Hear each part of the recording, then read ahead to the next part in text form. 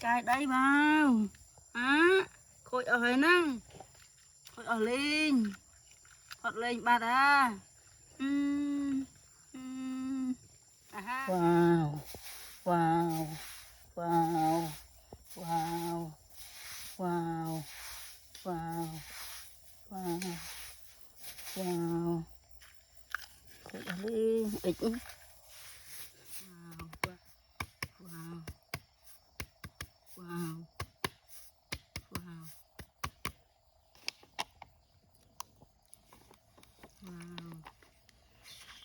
wow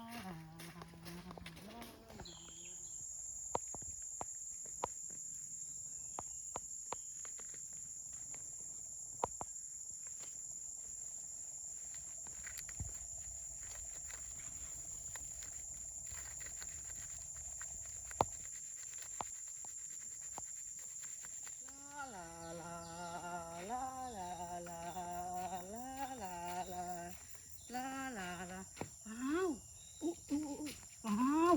wow oh my god wow mình làm được đây trở nó wow wow mình ấy tiệu wow chút chút nó wow wow tinh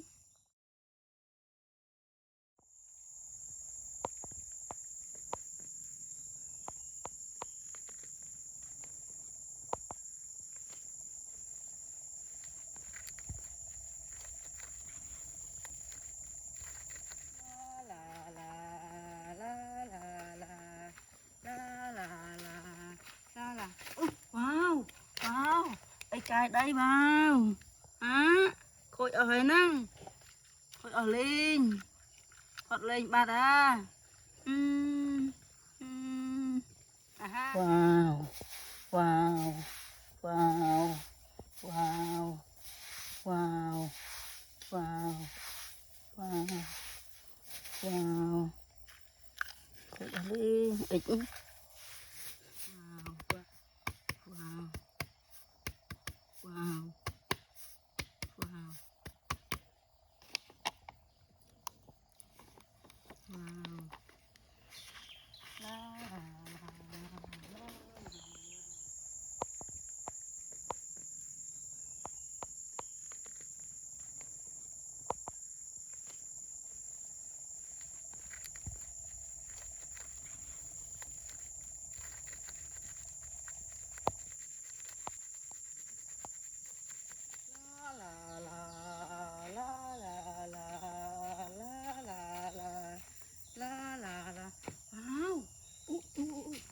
wow wow oh my god wow mình làm được đây trở nó wow wow mình ấy tiệu wow chút chút nó wow